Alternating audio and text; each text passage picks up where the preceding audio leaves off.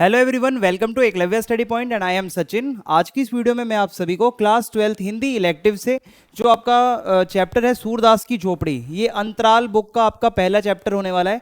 इसकी easy summary आपको कराने वाला हूँ। जैसा कि आप सभी को पता है, अंतराल बुक के जो चैप्टर्स हैं वो बहुत ज़्यादा लेंथी, बहुत ज़्यादा डीप होते हैं। मैं आपको बहुत ही ईजी वे में समझा दूंगा पूरा चैप्टर, और आपको इस चैप्टर के जो नोट्स हैं वो भी फ्री में प्रोवाइड करवा दिए जाएंगे पीडीएफ के रूप में। तो चलिए वीडियो को स्टार्ट करते हैं। आप सभी से रिक्वेस्ट है कि आप इंस्टा पे ज़रूर मुझे फॉलो करें। अगर आपकी कोई क्वेरी है तो आप मुझे मैसेज करके पूछ सकते हैं, और अगर आपको पीडीएफ नोट्स को डाउनलोड करना है तो उसके लिए आप हमारे टेलीग्राम चैनल को जरूर ज्वाइन करें। क्लास 12 ईएसपी न्यू ग्रुप आपको सर्च मारना है टेलीग्राम ओपन करके, वहां पे आपको जितनी भी पीडीएफ्स हैं वो प्रोवाइड करवा दी जाएंगी। अब हम आगे बढ़ते हैं। तो देखिए, जो आज की हमारी कहानी है सूरदास की झोपड़ी, इसको लिखा है मुंशी प्रेमचंद ने। ठीक है, प्रेमचंद जो कि बहुत बड़े एक लेखक रहे हैं, तो इन्हीं की ये जो है हमारे चैप्टर के रूप में यहाँ पे दिया गया है। तो इसको हम समझते हैं। देखो, सूरदास की झोपड़ी जो है वो प्रेमचंद द्वारा रचित उपन्यास रंगभूमि का एक अंश है। उपन्यास यानी कि जिसको आप नॉवेल भी कहते हैं, उन्होंने एक बहुत बड़ा उपन्यास लिखा था, उसमें से एक अंश मात्र है ये जो चैप्टर आप पढ़ रहे हो। एक छोटा सा वहाँ से टुकड़ा उठा के आपके सिलेबस में ऐड कर दिया गया है, जिसका नाम सूरदास की झोपड़ी रखा गया है। ठीक है, और अगर आपको बताऊं, इस कहानी का जो नायक है, नायक मतलब जो मेन कैरेक्टर होता है, इस कहानी का जो मेन कैरेक्टर है उसका नाम सूरदास है, जो कि एक दृष्टिहीन यानी कि अंधा है और गरीब है। यानी कि वो भिखारी भी है और गरीब भी है, और उसको दिखता भी नहीं आंखों से। और इस कहानी में उसके गांव के ही कुछ लोग उससे ईर्ष्या करते हैं, यानी कि उसके जो गांव के लोग हैं उससे एक जलन की भावना रखते थे, और उसकी झोपड़ी में आग लगा देते हैं। लेकिन सूरदास उनसे कोई बदला नहीं लेता। ओके, सूरदास बेचारा गरीब था और अंधा भी था, भिखारी था। उसकी झोपड़ी में आग लगा देते हैं कुछ लोग ईर्ष्या के मारे, जलन के मारे। और आग की कहानी हम आगे समझेंगे। ठीक है, यानी कि आग कैसे लगी और इसके आगे की जो कहानी है वो बताऊंगा। तो सबसे पहले आप समझ लो इस कहानी के मेन किरदार कौन है। सबसे पहला मेन कैरेक्टर है सूरदास। जैसा कि मैंने बताया, अंधा भिखारी था, ओके, गरीब था, और बेचारा अपना सादा सा जीवन व्यतीत करता था। इसके अलावा जो इस कहानी का विलन है, जो गुंडा है, वो है भैरव। ये भैरव जो है ना, इसी बंदे ने सूरदास की झोपड़ी को जलाया था। आग लगाने वाला यही था। अब इसने ऐसा क्यों किया था वो आपको आगे समझ में आएगा। ओके, सो देखिए, अब अगला कैरेक्टर है सुभागी। ये भैरव की पत्नी है। जो पीछे मैंने आपको एक कैरेक्टर बताया था भैरव, ये उसकी वाइफ है। ओके, अब आगे समझते हैं अगला कैरेक्टर कौन है। आपको कैरेक्टर्स बताना बहुत जरूरी है। अब आता है मिठुआ, जो कि सूरदास का बेटा है। ओके, मिठुआ सूरदास जो है वो बाप बेटे हैं। सुभागी भैरव मियाँ बीवी हैं। अब देखो, सूरदास ने भिक्षा मांग मांग कर कुछ पैसे संचित किए हैं, जिससे वो अपनी 3 अभिलाषाएं पूरी करना चाहता है। यानी कि उसके कुछ मन की कुछ बातें हैं। उसने आज तक जितनी भिक्षा मांगी, जितनी भीख वगैरह मांग के कुछ पैसे इकट्ठे करे, उससे वो अपनी कुछ 2-3 चीज़ें पूरी करना चाहता था। ठीक है, जैसे कि इसमें लिखा है, जितना भी उसने धन संचित किया है, जो पैसे आज तक उसके पास आए हैं, उससे वो पितरों का पिंडदान करना चाहता था। ठीक है, हिंदू धर्म के रीति रिवाजों में ही आता है पिंडदान करना। मरणोपरांत अगर कोई मर गया है तो उसकी शांति के लिए, और जो भी मतलब पिंडदान वगैरह कराया जाता है, वो अपने पितरों का पिंडदान करना चाहता था। अपने पालित पुत्र मिठुआ का ब्याह करना, दूसरा उसके मन का ये था कि जो भी पैसे मैं जोड़ रहा हूँ, वो जोड़े हुए पैसे से मैं अपने जो पुत्र को पाल रहा हूँ, बड़ा कर रहा हूँ, उसकी शादी, उसका ब्याह करूँगा। ठीक है, तीसरी जो इसकी अभिलाषा थी वो थी गांव के लिए एक कुआं बनवाना। ओके, तो ये 2 से 3 बातें हैं जो आपको याद रखनी है। अगर आपसे पेपर में पूछा जाता है कि सूरदास की 3 अभिलाषाएं क्या थी, ये बहुत इंपॉर्टेंट बात है। ये तीनों चीजें वो चाहता था करना, जो भी पैसा जोड़ रहा था वो। अब देखो, भैरव के बारे में और समझते हैं। जैसे कि मैंने आपको बताया, भैरव इस कहानी का विलेन है। तो ये गांव का ही एक निवासी है, यानी कि जिस गांव में सूरदास रहता है उसी गांव में जो है ये भैरव भी रहता है। फिर इसके बाद है खलनायक प्रवृत्ति। खलनायक का मतलब क्या होता है? विलेन। इसके अंदर का विलेन जो है ना वो बहुत खराब था, ईर्ष्या से भरा हुआ इंसान, जलन करने वाला, अपनी पत्नी के साथ मारपीट करता था, और बहुत ही छटा हुआ व्यक्ति था गांव में। फिर है अपनी पत्नी सुभागी की रोज पिटाई करता था, यानी कि जो इसकी पत्नी थी ना उसको ये रोज पीटता था। ठीक है, घरेलू हिंसा भी करता था ये। और क्या होता है? नकारात्मक, मतलब नकारात्मक सोच का व्यक्ति। इसकी जो सोच है वो बहुत नेगेटिव थी, कभी पॉजिटिव नहीं सोचता था, हमेशा बुरा सोचता था दूसरों का।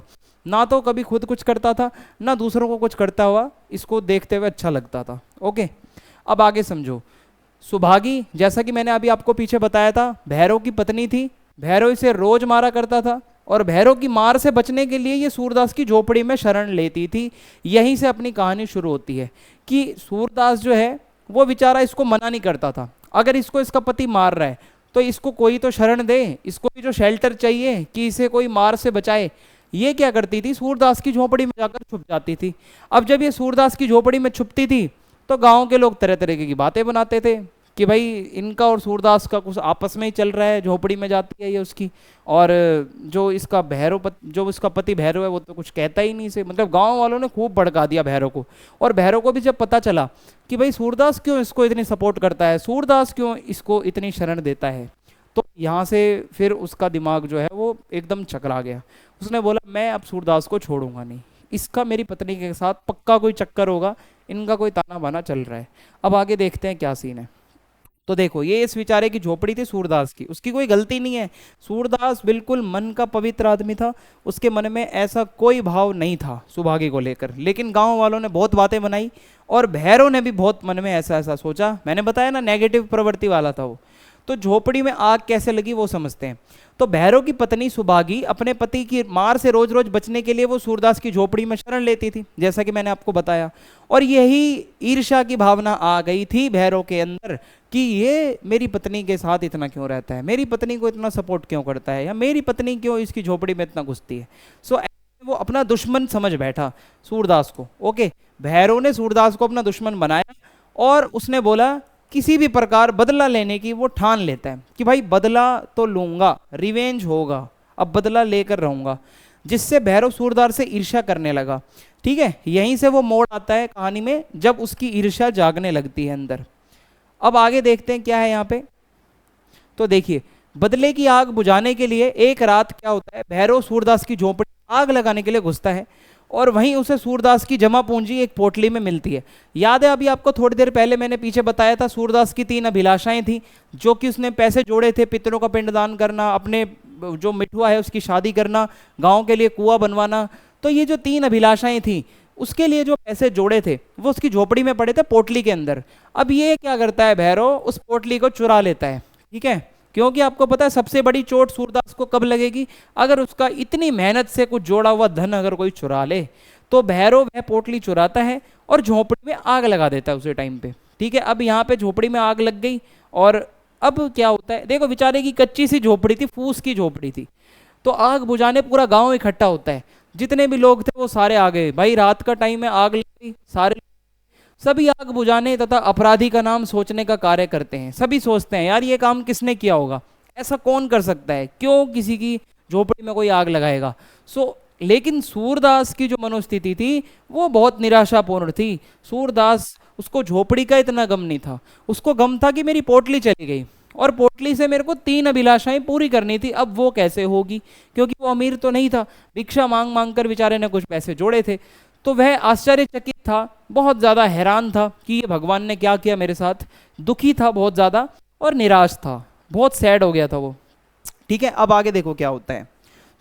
आगे कुछ ऐसा होता है कि उसके मन में केवल एक ही बात थी कि वो किसी प्रकार झोपड़ी में जाकर अपनी पोटली निकाल लेना चाहता था। उसे अभी भी लग रहा था कि जब आग शांत होगी तो मैं अपनी झोपड़ी में जाऊंगा, पोटली निकालूंगा, बट पोटली तो आपको पता है भैरव भाई उठा के ले गया, पोटली तो अब नहीं मिलने की। तो उसे अपनी सभी मनोकामनाएं पोटली के साथ जलती नजर आ रही थी। सूरदास ने यह सोचा कि मेरे जितने भी पैसे थे, जो मेरी पोटली है वो मेरी झोपड़ी के साथ जल चुकी है, अब वो मुझे नहीं मिलने वाली, और अब मेरी जितनी भी अभिलाषाएं थी, जो मैं आगे पूरा करना चाहता था, जो मेरे कुछ फ्यूचर प्लान्स थे, वो भी अब जल चुके हैं उसी पोटली के साथ, उसी झोपड़ी के साथ। तो झोपड़ी के जल जाने पर सूरदास झोपड़ी में अपनी पोटली तलाशने जाता है और वहां पर चारों ओर फूस की राख थी। मैंने बताया ना फूस की झोपड़ी जो कच्ची जो होती है झोपड़ी, तो वो पूरी राख बन चुकी थी और उसे महसूस होता है कि आग में केवल फूस ही नहीं, उसकी 3 अभिलाषाएं भी जल चुकी हैं। तो उसको अब फील हो चुका है भाई यहाँ पे पूरी तरीके से कि उसकी अभिलाषा भी जल चुकी है और ढूंढने पर भी उसे उसकी पोटली नहीं मिलती, क्योंकि पोटली तो ले जा चुका है भैरव। ठीक है, जगधर, अब यहाँ पे एक और कैरेक्टर है। जगधर कौन है, जगधर जो है वो भैरव का ही दोस्त है, समझ लो। तो जगधर सूरदास की झोपड़ी जलने के पीछे भैरव को जिम्मेदार समझकर भैरव के पास जाता है। जगधर को पूरा डाउट जाता है कि भाई ये काम भैरव कर सकता है। तो होता क्या है, वहां उसे पता चलता है कि भैरव ने झोपड़ी जलाने से पहले सूरदास की पोटली भी चुराई थी। यानी कि जगदर को पता चल गया कि ये जो पोटली है ये कौन चुरा के गया है, भैरव चुरा के गया। अभी तक किसी को नहीं पता इस स्टोरी में कि कौन जो है पोटली को मार के गया है। अब आगे क्या होता है देखो। तो जगदर के मन में पैसों को देखकर ईर्ष्या आ गई।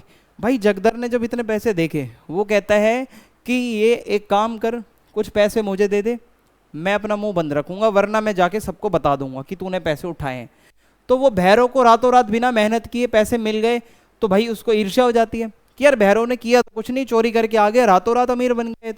तो इसी बात की वो धमकी देता है भैरव को कि अगर तूने आधे पैसे नहीं करे, मैं अपनी ये जो बात है, जो त्रिपोटली वाली बात है, ये जाकर सबको बता दूंगा, ठीक है। और वो सूरदास को बता देगा जाके। तो भैरव पैसे देने से इनकार कर देता है। वो कहता है भाई तू जा, तू चल, तेरे को जिसे बताना है तो उसे बता दियो, मैं पोटली में से कुछ भी नहीं दूंगा तुझे, ये पैसे मेरे हैं, तू जो कर सकता है वो कर, ठीक है। तो ऐसा वो कहता है। अब आगे क्या होता है देखिए। इसी ईर्ष्या की भावना में आकर जगदर सूरदास को भैरव की चोरी के विषय में बता देता है। अब भाई वो बंदा पूरा अंदर से गिरस चुका है, वो बहुत ज़्यादा परेशान है। वो सीधा जाता है, क्योंकि उसको पैसे तो मिले नहीं, वो सूरदास के पास जाता है और बोल देता है कि भाई तेरे पैसे ना वो लेके गया था भैरव, उसने चुराई है, ये झोपड़ी में भी आग उसी ने लगाई है। सूरदास अपनी इस आर्थिक हानि को जगदर से गुप्त रखना चाहता था। अब जब जगदर पूछता है कि सूरदास क्या तुम्हारे कुछ पैसे भी थे झोपड़ी में, सूरदास उसको बताता नहीं है। सूरदास इस बात को हाइड रखता है। क्यों? उसे लगता है कि ये जो मैंने इतने सारे पैसे सेव कर रखे हैं, अगर दुनिया जानेगी कि मेरे पास इतने सारे पैसे कहाँ से आ गए, लोग शक करेंगे कि ये चोरी तो नहीं करता, ये तो गरीब और अंधा भिखारी है, इसके पास इतने पैसे कैसे आए। तो वो उसके मन में ना एक लज्जा या एक शर्म सी आ रही थी उसे बताते हुए कि हाँ वो मेरे ही पैसे हैं। तो वो कहता है नहीं मेरे कोई पैसे नहीं गए, वो बहुत सैड होके कहता है। तो क्योंकि ये गरीब के पास इतना पैसा होना लज्जा की बात है, लोग तरह तरीके की बातें बनाते हैं कि आखिर ये गरीब इतना पैसा कहाँ से लाया होगा। ओके, तो ये वाली बात आ जाती है। तो इस वजह से वो शेयर नहीं कर रहा था, वो अपनी आर्थिक हानि जो नुकसान हुआ है उसको गुप्त रखना चाहता था। तो सुभागी जो जगदर और सूरदास की बातें सुन रही होती है, वह सूरदास से सहानुभूति रखती है, उसको एक तरीके से दिलासा देती है कि तुम्हारी पोटली मैं वापस लेके आऊंगी सूरदास, मैं संकल्प लेती हूँ तुम्हारी पोटली तुम्हारे पास आएगी वापस। ओके, ऐसा होता है। फिर क्या होता है, सूरदास की सोच क्या है अब हम ये समझ लेते हैं, ठीक है। तो वह ये सोच रहा था कि रुपये मैंने ही तो कमाए हैं, क्या फिर नहीं कमा सकता। अब यहाँ से देखो इस बंदे की थिंकिंग कितनी अच्छी है कि अगर उसके पैसे गए हैं तो वो ये नहीं सोच रहा कि यार मेरे पैसे चले गए, उसको थोड़ा दुख हुआ, पर बाद में वो वापस खुद को मोटिवेट करता है और ये बात वो खुद कहता है कि क्या हो गया, पैसे गए हैं ना, मैंने ही कमाए थे, मैंने भिक्षा मांगी थी, फिर से आ जाएंगे, कोई पैसे हैं, कुछ ऐसा तो नहीं है जो वापस नहीं आ सकता। तो उसे सुभागी की भी फिक्र हो रही थी कि बेचारी सुभागी ना फिर से मार खाए मेरी वजह से, ठीक है। तो उसको सुभागी की भी टेंशन थी कहीं ना कहीं। फिर क्या होता है, यह सब सोचते सोचते वह रोने लगा, बेचारे को रोना आ गया कि ये क्या चल रहा है मेरी लाइफ में। और अचानक वो चौंक पड़ा जब आवाज़ आई, तुम खेल में रोते हो। सूरदास रो रहा था और बाहर गली मोहल्ले से आवाज़ आती है, तुम खेल में रोते हो। कुछ बच्चे आपस में एक दूसरे को कह रहे थे, ठीक है। अब वो क्या कह रहे थे यहाँ से समझो। तो मिठुआ खेल में हार गया था और उसका दोस्त घीसू से चिढ़ा रहा था। समझ आ रहा है, ये बच्चे बाहर खेल रहे थे ना, तो होता क्या है, मिठुआ खेल में हार जाता है, सूरदास का जो बेटा था। तो उस दोस्त जो घीसू था वो उसको चिढ़ा रहा था यहाँ पे कि अरे खेल में कौन रोता है भाई, खेल तो चलता रहता है, इसमें हार जीत होती रहती है, कभी सुख कभी दुख तो होता ही है लाइफ में। तो सूरदास खुद से कहने लगा, वाह मैं तो खेल में रोता हूँ, यानी कि जीवन भी तो एक खेल है, कितनी बुरी बात है। यहाँ तक कि बच्चे भी इस बात को गलत समझते हैं। जब बच्चे इतना जानते हैं कि खेल में नहीं रोते, तो मैं इतना बड़ा हूँ, मैं क्यों रोऊं। तो सूरदास फिर आगे क्या करता है देखो, सूरदास खड़ा होता है और कहता है, मैं सच्चा खिलाड़ी हूँ, मैं रोऊंगा नहीं, मैं फिर से अपनी झोपड़ी बनाऊंगा, फिर मेहनत करूंगा, फिर पैसे जोड़ूंगा। ओके, तो ऐसा कुछ चलता है यहाँ पे। मिठुआ कहता है कि अगर पापा कुछ ऐसा हुआ कि कोई फिर आग लगा देगा तो हम क्या करेंगे, है ना। अगर वो भाई बच्चे के मन में 100 सवाल आते हैं, अगर वो फिर से कोई आग लगा गया फिर क्या करेंगे। सूरदास कहता है, सुनो मिठुआ, हम फिर बनाएंगे, अगर कोई आग लगाएगा हम फिर से बनाएंगे। फिर मिठुआ भाई बच्चों वाला दिमाग कहता है, कोई अगर 1000 बार आग लगा दे तो हम क्या करेंगे, ठीक है। तो मिठुआ को जवाब देता है सूरदास, तो क्या हुआ मिठुआ, हम 1000 बार बनाएंगे, ठीक है।